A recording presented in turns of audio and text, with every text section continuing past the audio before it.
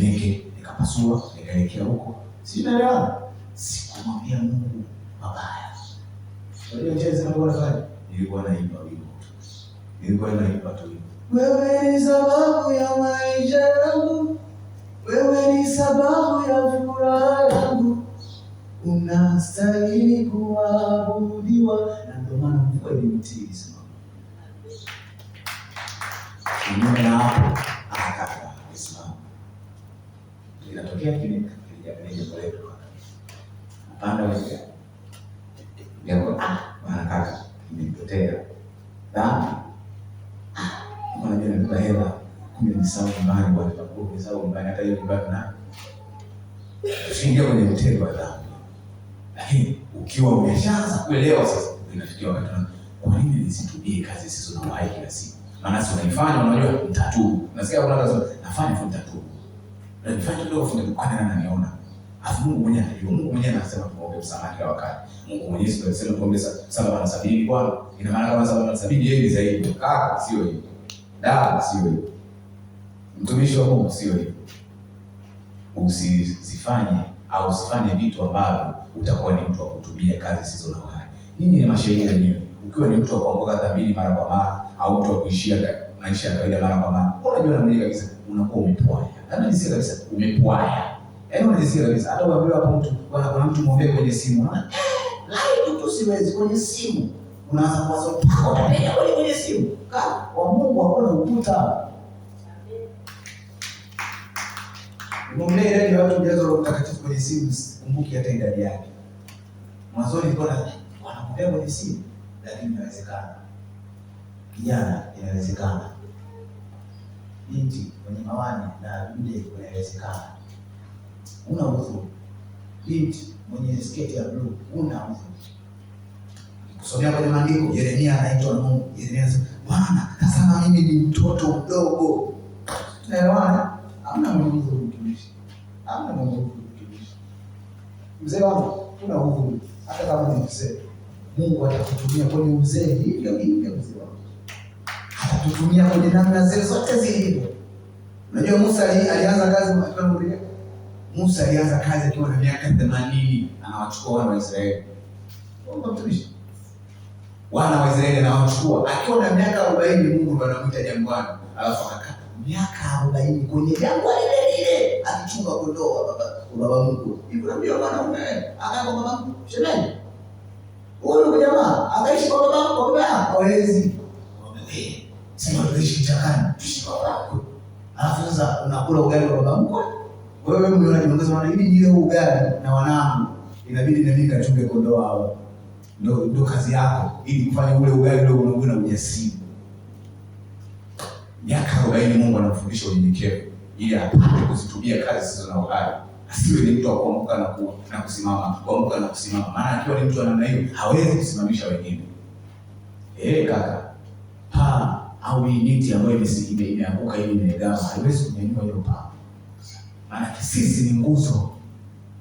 Tunajengwa kwenye ule msingi. Msingi wa mitume na nabii. Misingi sio iteleka wewe sasa wala milango ya kuzimu hiyo itikisa. Sisi ni nguzo sasa. Nikatalia. Nasikia ushujaa kule. Sisi ndio nguzo. Nguzo zenyewe unataka upigeni hazianguki. Nenda China wanamishaka magorofa. Yaani gorofa limejengwa hapo linahamishwa linapelekwa kama Msongoro. Wanasema ndio kitu gani? Unaweza kuingia na kuonyesha.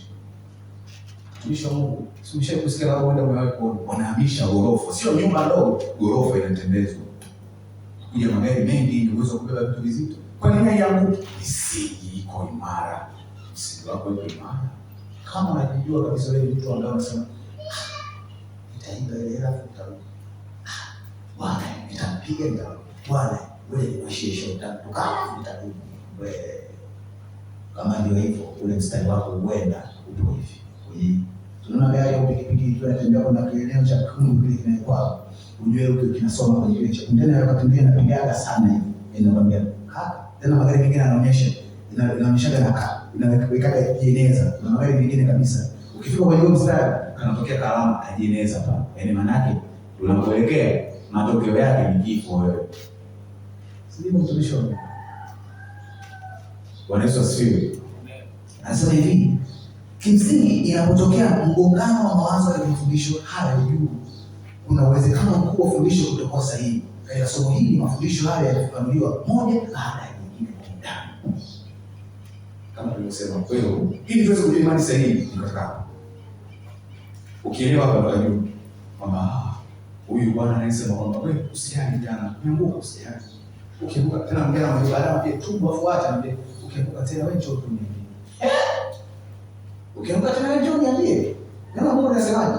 Pepo amtokapo mtu uondoka upita sehemu kusiko na maji, si ndio? Alafu anaenda anakaa mahala akiangalia na kusubiri nyumba yake, je, hii safi? Alafu anasema hivi, ajaporudi akikuta nyumba yake imepambwa na kurembo alafu hakuna mtu, anarudi na wengine 7 zaidi ambao wana nguvu kuliko yeye. Huyo tu mmoja alikuwa anapata shida kutoka kila siku. Ndio hivyo unasema kuna mtu mmoja kwa ndio ushuhuda anasema, yaani kuiba alifikia wakati anaona bora ajibia yeye mwenyewe. Yaani amekosa cha kuiba, anachukua mkono wake hata anakutisha nyuma anajaribu kujibia mwenyewe ili asijihisi. Hapa ni kwa sababu tunaona hivi inawezekana. Pepo. Kazi zisizo na uhai ambazo tunaambiwa kwenye kitabu cha Ibrania tusitujie. Ni mlengo wa kwanza kabisa unaotupa uhuru na ujasiri wa kuondoka kwenye milango ambayo adui anatushinda. Ndio tunasema hivi, wala milango ya kuzimu ipo tu haitoiweza. Milango ya kuzimu ni dhambi.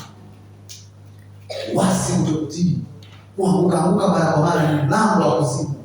Kwa nini unapotenda dhambi? Si ndio ukifa unaenda kuzimu? Maana si mlango ule kufanya uingia kuzimu. Maana ni kama funguo ambayo unaenda kwenye mlango, si ndio? Na ndio mlango ambao ukifungua unaingia. Kama ili mtu aingie ndani si pale. Sasa unaifanya ile dhambi ndio mlango. Milango ya kuzimu na misingi yake haitoweza. Unawezaje? Unapokuwa ni mtu ambaye uanguki mara kwa mara kila wakati unasimama. Maana yake ni kwamba upepo haitoweza hii paa. Kwa sababu gani? Nguzo zake zimesimama imara. Wala milango ya upepo ijapo haitoweza kutetereka. Kwa nini? Nguzo zimesimama imara. Wewe ni nguzo. Wewe ni nguzo. Lakini tunaanzia wapi? Tusiishi kwenye maisha. Watoto wadogo hivi mnakaa mnasema, wewe ni mkopea mama. Mama, leo ile hela nilipoteza, wewe hata sikula shuleni, basi nitakuongezea. Yaani kwa 500, nitakupa tena 500 nyingine nitakutenda na 1000. Na acha. Si unatuambiaga acha damu. Usiogope. Usiseme uongo. Usisengenye wengine. Usiwachonganishe wengine. Usijisifie wewe ili uonekane bora. Umesikia? Ili uonekane kwamba mimi ndo naimba vizuri, ndio mtoto naimba vizuri. Ni kazi zisizo na uhai. Ni milango ya kuzimu. Na maana yake ukifanya hayo, milango ya kuzimu imekushinda. Usielewe kwamba wala haitashinda, ishakushinda. Tumishi akija akiniambia, naomba uende sehemu fulani, alafu sikuenda, nimwambie nilienda kwa sababu hakuwepo. Milango ya kuzimu imeniweza. Nikikataa dhambi, nimekuwa nikaibe au nikazini nikakataa, nimeweza milango ya kuzimu. Mpaka nipate ujasiri wa kukataa kuiba hiyo hela, maana yake nimeiweza. Utakuwa na ujasiri wa kuikataa ikiwa milango ya kuzimu imekuweza. Chagua mmoja leo, uzima au mauti. Uzima au mauti inaamua kuishi. Simama, anguka. Simama, anguka. Alafu tunaelekea. Nasema hivi. Anaanza kuelezea. Kuzitumia kazi zisizo na uhai. Ni nini anasema? Anaelezea kwa kitu kinaitwa toba au kutubu. Kutubu ni nini? Anaelezea. Anasema kutubu ni kuhuzunika au kugairi na kubadili na kuacha mwenendo na mpango wa zamani na kuelekea kwenye mpango mpya.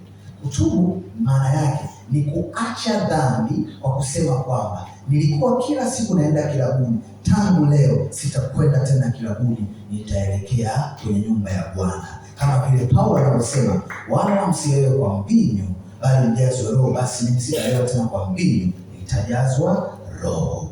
Kama vile anavyosema kuzini ni dhambi au kufanya uasherati ni dhambi, basi nitaoa au nitaolewa katika Bwana. Sio tu kuoa kuolewa. Sio tu kuoa kuolewa. Kuoa kuolewa katika Bwana. Sio kuoa kuolewa. Nielewe binti. Nielewe kijana fulani. Sio kuoa au kuolewa. Kuoa au kuolewa katika Bwana. Ndio maana yake uko hapa, unapenda binti au unapenda kijana, lazima ufanye utaratibu. Na utaratibu wetu ni upi? Haturuhusiwi kukutana kimwili kabla ya kufunga ndoa. Ukikutana naye hiyo sio katika Bwana, ni katika nini? Pepo. Maana ndoa ni baina ya watu wawili na nani? Na Mungu, sio ndio mtumishi huyu. Hatukubali kile kwa sababu anafurahi kama furaha. Jana amekuwa. Maana mnapoana na mnaleta maongezeko kwenye kanisa, si ndio? Mnazaa, si ndio? Utakuja kama watakuwa wameshirika baadaye. Ndio maana yake. Na watakuja tutawafundisha watakuja kuwa ni wachungaji baadaye. Lakini hamkuanza na Bwana. Na usipoanza na Bwana ndio Mungu anafanya. Mungu anamwambia Ibrahimu. Mzee wangu, Ibrahimu alipoambiwa na Sara, uende umwendee kijakazi wangu ili upate mtoto atakayekuja kurithi. Hakumsikiliza Mungu, maana alimsikiliza mke wake. Unajua siku moja Mungu anakuja anamwambia, kwa kuwa hukunisikiliza, usikilize mkeo. Inauma, unajua wewe unaenda kumwomba Mungu, unisaidie. Afu anakuambia, usikilize mke wako Sara. Yaani maana yake hapo hakuna majibu tena. Ila kwa kuwa Mungu ni mwenye rehema, baadaye anamwambia, sasa nimeweka uzao kwenye tumbo la mke wako. Paulo anasema sasa basi, je, tutende dhambi kwa sababu Mungu ni mwenye rehema? Hapana, tutubu na kusimama. Yohana anamwambia watoto wadogo msitende dhambi, lakini mkitenda dhambi tunaye mwombezi ambaye tukimwomba tunasamehewa. Bwana Yesu asifiwe. Haimaanishi sasa kwa sababu wewe umeambiwa tukitubu kuna huyo anayetusababisha tusamehewe. Tusitende dhambi. Kwa sababu gani? Gari inapojigonga kila wakati inagonga haifanyi kazi. Unaona hii mic nikiangusha kila wakati haifanyi kazi. Lakini ijaposimama tenda kazi. Bwana Yesu asifiwe. Tutajisikiaje hapa kila siku hizi sifika? Hata ulizo itokea hapa mtumishi wa Mungu ajasimame hapa. Alafu mic inasumbua hakifanya kazi vizuri. Ndio mfano wa kuelewa hapa. Kila siku unapoka hichi. Nasema tubu na geuka. Tubu na geuka. Sio vile naona. Anasema hivi tafsiri neno toba kutoka katika tafsiri ya Biblia ni kufanya uamuzi thabiti wa kubadili nia na mwelekeo mzima kuhusu dhambi, ikiwa ni pamoja na kugeuka nyuma na kuipa dhambi kisogo na kusudi la kupatana na Mungu. Tafsiri ya neno toba. Toba sio kuungama na kuungamia Mungu Mwenyezi pamoja na wewe padri wangu. Unajua maana neno padri? Maana neno padri ni kuhani. Tafsiri ya padri. Padri ni kuhani. Kwa nini? Walichukua mfano kwamba zamani makuhani walikuwa wanaenda wanatubu, Bwana kamanda, nimekuja na njiwa leo. Na hisi nimeshaiba ile hela, shaiba ile sadaka. Nimekuja na njiwa leo niondolee. Anakupatanisha kati ya wewe na Mungu, si ndio? Sasa hivi tumeondolewa kupatanisho kupitia kwa. Sasa hivi kupitia kwa ni Yesu Kristo aliyetupa mamlaka, sio tu kupitia kwa. Yeye alitupa mamlaka sisi twende moja kwa moja. Sasa basi tuna ujasiri wa kupajongea mbele za Bwana. Kwa maana pazia la hekalu lilifanyaje? Lilipasuka na kufa mtu. Lilipokuwa lijapasuka zamani pazia la hekalu, watu walikufa walipokuwa wanapaona kule mbele. Lakini Kristo Yesu aliyekuwa mpatanishi bora kati ya sisi na Mungu, akasema hivi, nawapatanisha, lakini sitataka niende mimi peke yangu. Twendeni nyote, twendeni sote. Sasa siwaiti tena watumwa, na waita rafiki. Dhambi au kutubu na kutubu kwa sababu ya dhambi si kujuta. Unajua watu wengi nimemtenda Mungu dhambi. Tena nimeanguka, nimeiba hivi wakati. Nimemwogopea mume wangu. Kwani nienda kwenye vikoba na ngomba nienda kuomba. Tena nimemwogopea Mungu nienda kuomba, nienda kwenye vikoba. Kijana nani? Kila siku nimeanguka tena. Nimeiba yule binti tena. Binti naye. Nimefundishwa vitu vibaya. Nimefundishwa kusengenya na wanawake wenzangu. Hapo umejuta. Tunataka tuone unapojuta sasa unaelekea wapi? Si unaelewana? Unapojuta au hiyo huzuni yako inakupeleka wapi? Maana kuna huzuni zaidi hizi. Kuna huzuni ipelekayo mtu katika uzima na kuna huzuni ipelekayo mtu katika mauti. Huzuni ya mauti ni kama hivi. Ni kama hivi. Tunaziona hizo huzuni mbili kati ya Petro na Yuda. Petro anatubu, anasema, Bwana nisamehe, ninakupenda Bwana. Yesu alimwambia utanikana mara hizi. Tena yeye ndio labda atakana kwa mtu mbili tu aonane. kumbe kuna watu watarakana mbele ya video itasimama ile. Wewe maana kujulikana hadharani, sio tu kwangu mimi, hadharani. Petro anasema baadaye, anasikia huzuni imepelekea toba ya uzima, anasema Bwana nisamehe, ninakupenda. Rabosa lianga unalia, makabasi yanatoka yiki rabosa, anasema dhambi ije tena hiyo, tunatambua mpingeni shetani, mpingeni, na tumepewa mamlaka ya kumpinga. Rabu hata hapa ninachokifanya ninakufundisha, maana yake ninampinga, ninatengeneza ngome kwako ikikie mseme kwamba haitawezekana tena kurudi kule. Mpinga, wewe kumpinga kwa moyo wako, unataka kwa shetani akija sasa aje au anakuambia kwamba wewe ufai tena. Sasa hapo unajua ile kile sababu kwamba ufai tena, ushakosea, ufai tena. Kakwambia nani? Sisi ni watoto wa ufalme. Watoto wa ufalme wakifika wakilia wanasema hivi, Bwana nifanye kuwa mtoto sehemu ya hawa mafugo, nifanye kuwa sehemu ya watumwa wako. Sitaki, maana nilitoka kule nilikuwa nashiriki na nguruwe. Ni watumishi wangapi wake baba wanakula na kusaza chakula cha kiwana, nami natabika hapa, nitarudi kwa baba yangu, nami nitarudi na kusema baba yangu nisamehe, Mungu wangu nisamehe, nimekosa kwako baba, na mbele zake Mungu nitarudi na kusema baba yangu nisamehe, nimechoka na chakula kisichofaa, yanipasa kurudi. Anaporudi babake anasema hivi, nitwalie mwana kondoo mzuri, nimchinjie mwanangu amerudi, nitwalie. Wakati mshahara anakwambia usiku mtatwaliwa, anasema hivi, nitwalie, hapo anachinja. Yule kijana mkubwa anasema baba, nilikuwa miaka yote nakulipa. Wewe ndugu yako hakuweko miaka mingi, ili huzunika kiasi gani kwa mambo gani? Mungu anahuzunika kwa kutenda dhambi. Mungu anahuzunika kwa kufanya mambo mabaya. Anasema hapana, njoo mwanangu, mtumwa mwema, umeamua kurudi, rudi baba. Rabosa, malaika mbinguni wanafurahia wakishangilia. Lakini nini? Ni toba ambayo ilikuwa ni huzuni inayopelekea huzuni ya uzima ambayo alifanya na Petro. Akasema hapana. Ndio maana Mungu yukusidisha kwamba Bwana yumbaya. Kuna mahali anafuata anamwambia Petro, wanipenda? Petro anasema ndio Bwana, unajua. Ya pili, Petro, wanipenda? Anasema ndio Bwana, unajua. Ya tatu, Petro, wanipenda? Petro akalia. Akasema Bwana, unajua moyo wangu. Afanya hivi, nakuombea wewe.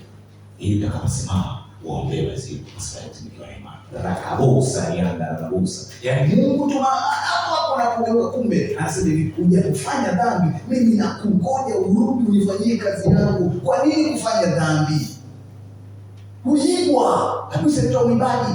Mwizi anasema mwizi haji ili aibe na akiiba wakati mwingine mchinja na kuharibu. Leo kumbe atuibe tukafanya mambo mengine, ili tusifanye kazi ya Mungu. Bwana anasema njoo. Anamwambia Petro, anamwambia Paulo, anamwambia yule ananiambia nenda yule mtumishi wako, nimemfanya kuwa nabii, nimemfanya kuwa mtume wa mataifa. Yesu asifiwe. Tubu, acha dhambi. Usiwe na huzuni kama ya Yuda. Huzuni ya Yuda ni hakwenda kutubu, ndio zaidi akaenda kujisokomeza kwenye miiba, akajinyonga. Mtu ameiba, amebaka, badala ya tubu anaenda na vinyonga na juu, anakuwa sumu. Hiyo ni huzuni inaopelekea kwenye mauti. Tubu, kuwa na huzuni, huzunika, jutia, sikia uchungu, alafu sasa mwambie Bwana Yesu, ninakuja. Mimi ni mwenye dhambi. Unisamehe Bwana. Bwana Yesu asifiwe. Bwana Yesu asifiwe. Kwa hiyo toba ni kugeuka, kufanya uamuzi thabiti, yaani wa kweli, amina. Walika kweli na nini? Wa kweli na wa iwe hivyo kama ulivyosema kwamba sitarudi tena kutenda dhambi. Alafu ili usithibitishe kwamba wewe unataka kutenda dhambi. Kama ulikuwa mlevi, unaitwa pombe hapo. Alafu unasikiliza ile leo kali. Inasikia uko na nini? Sasa kwa sababu hizo ulishakuwa na hilo, unaelewa kwa ile baadhi yake unasema kila mtu anasikia shari na kwa sababu unafanyaje? Unakufa. Lakini ukitubu kweli unaambia hapana, ondoka nayo. Sasa shetani anachofanya anambia basi tunakuachia wewe unapokopa, tunakuachia ubaki nayo. Shetani najua wewe ndio kibaki nayo utapiga kupeleka na maji, utachanganya na maji, ukirudi ukiona acha ajabu. Lakini naambia nawahifadhia, unawekea. Natoa ushuhuda, lakini kuweni makini. Ushuhuda huu ni hivi. Hizo ni enzi za kutokuwa na ufahamu, enzi za ujinga. Ieleweke hivi na kueleza. Wakati nimeokoka, alikuwa kwa binti mmoja aliyewahi kuniambia kwamba ana mtoto wangu. Lakini sicho, alikuwa anaongea uongo ili awe na mimi. Ananikuta nimeshaokoka. Sasa kwa sababu nimeokoka, mimi najua kwamba namkaribisha nyumbani. Kumbe hata kumuni na lengo lake. Namkaribisha nyumbani, wapo ndugu zangu wengine na nini. Baadaye akaja mpaka eneo la ndani kwenye chumba changu. Alikuja, hakuondoka akitazamia kwamba mimi ni yule. Kumbe mimi nimeingia kwenye yule ya Yesu Kristo, ambao ni yule jana, leo, hata milele. Mwisho siku ananiambia, wewe Goma, wewe umeokoka. Yaani mimi nilikuwa na shepu hivi, nilikuwa mzuri hivi, unaniangalia tu, unaniacha tu. Nikamwambia nimempata Bwana. Sina hali yoyote, sina hamu yoyote, sina njaa yoyote tena. Njaa yangu ni ushindi na kumjua Bwana, na mpaka leo hakurudi tena. Sio kama wewe kitu kijana. Usichukue vitu kaenda naye. Maeneo ya maficho ni vibaya, ni makosa. Sababu huo ni mwelekeo wa dhambi. Sio kufanya ilikuwa ni katika enzi za ujinga wangu.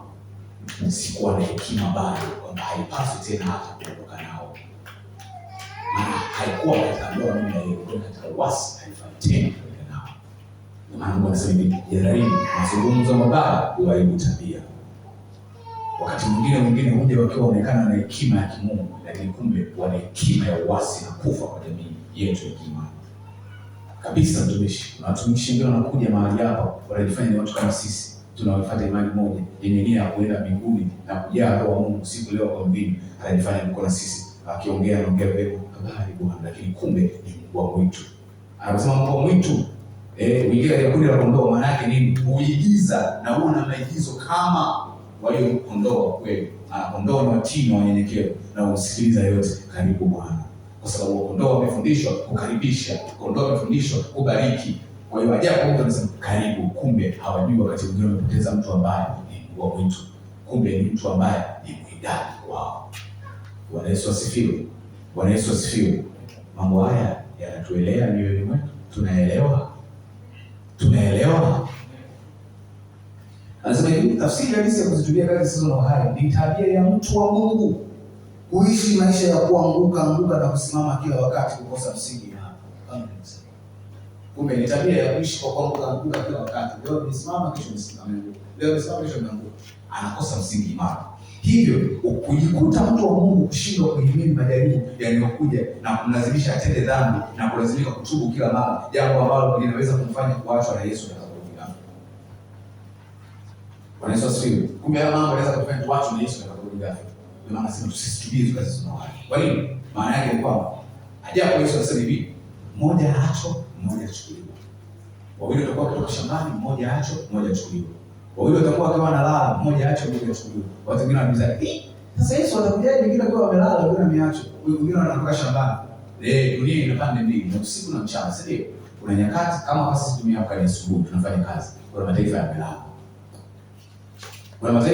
yamelala. Nilikokuwa huko mimi nilikuwa nabishana masaa na nyinyi. Huko ni masaa mengine, mimi huko ni masaa mengine. Yaani wakati huo unasema asubuhi saa 1, mimi huko labda saa 6 usiku. Si ndio? Tunatofautiana. Kwa hiyo kwenye mataifa Yesu atakapokuja hataweka kwamba wote muda wote uwe mchana. Kuna wengine nitawakuta ikiwa ni usiku wamelala, mmoja watakapokuwa wale wamelala, mmoja atwaliwa, mmoja aachwa. Anaachwaje? Ndio hiyo habari yake. Unasimama, unaanguka. Kwa nini tunajifunza haya? Ni ili tusisimame na kuanguka. Tusisimame na kuanguka. Kanuni ya kupata msamaha kutoka kwa Mungu ni ipi? Tafsiri rahisi ya Biblia, ili mtu apate msamaha wa kweli kutoka kwa Mungu, ni lazima kufanya uamuzi thabiti wa hiari, kubadili nia. Kumbe lazima kwamba nafanya uamuzi thabiti yani wa kweli wa hiari, sio kulazimisha. Akija hapa mtu tusimwambie njoo uokoke, tukamlazimisha, mwambie njoo uokoke. Je, uliyosikia yamekuelea? Umeelewa? Umeyapenda? Na kusema ndio, Kwa hiyo unapa ule mwito, karibu unajisikia kuokoka anakuja. Alafu sasa hivi wanafanya maamuzi binafsi sana tu. Kwa hiyo sisi tunapomuongoza wale sema Bwana Yesu niko mbele zako. Ile sio kama sisi ndio tunamwambia wanatubu kupitia sisi. Yaani sisi tunafanyaga vile ili tufanye ili sisi tuthibitishe kwamba kweli alikubali hadharani. Lakini toba ni tangu pale anapotoka pale yule mtu anakuwa ameamua. Kwa hiyo kumleta hapa ni kuthibitisha hadharani mbele za watu. Unaelewa kwamba tulikubali kwamba alipokuja ile siku aliokoka mbele zetu. Bwana Yesu asifiwe. Bwana Yesu asifiwe sana. Kwa hiyo unaanza uamuzi sahihi, tunamwelekea Mungu kwamba naenda leo kutubu au sasa kutubu. Na si mpaka uje hapa. Kutubu ni popote pale wapo. Unafanya dhambi hapo hapo tubu geuka. Sisi tunaelewana? Baba amekuita hapo hapo geuka. Tumishi ameniambia, tumishi, hapo umekosea. Nafundisha watu isivyo. Kwa nini unisema kwamba tenda dhambi kidogo, tenda dhambi kwa hekima? Yaani kwa maana ongea kwa uongo wa hekima na uongo wa busara. Sio kuna wengine wanafanya uongo wa hekima na uongo wa busara. Uongo wa busara ni upi? Ni pale ambapo labda umepoteza hela, sio huyo mtu aumie kwamba umepoteza hela yako, anambia ninayo na nini, lakini kumbe hauna. Huo uongo wa busara, lakini unachelewesha baadaye unarudi na uongo ni uongo. Kwa hiyo atakaponiambia kwamba pale ulikosea, upaswa kusema hivi, sipasi kuumia wala kukosea. Sasa asante nimekuelewa kwa sitarudia tena. Na niko tayari kujifunza. Bwana Yesu asifiwe. Lakini nazalishwa na nini? Maamuzi thabiti. Nazalishwa na nini? Nifanye hiari. Alafu ndani naonyesha kweli kukubali kwa nini na kuishi kwenye maisha haya yatakiwa. Alafu nini? Juu ya mwelekeo mzima wa dhambi. Alafu ikiwa ni pamoja na nini? Kujutia, mpia na kuchukia, kuingama, kuipa kisogo maisha yako yote. Unachukia dhambi. Chukia dhambi. Mimi hapa nataka nichukie dhambi. Wewe unataka uchukie dhambi. Dhambi ni mbaya. Raha ya dakika mbili ya hiyo pesa uliyoiba, chakula cha dakika mbili ulichokipata, lakini mwingine kuna magari sio. Bwana Yesu asifiwe. Bwana Yesu asifiwe. Kazi zisizo na uhai ni pamoja na nini? Matendo ya mwili. Kusoma Wagalatia 5:19-21 kieleza. Wagalatia 5:19-21 inaeleza. Nikisoma hapa Wagalatia kwa vile wengine anasema hivi. Anasema basi matendo ya mwili ni dhaifu. Ndiyo haya: uasherati, uchafu. Uasherati ni nini? Ni kijana au ni mtu ambaye hajaoa au kuolewa kukutana kimwili kabla ya wakati.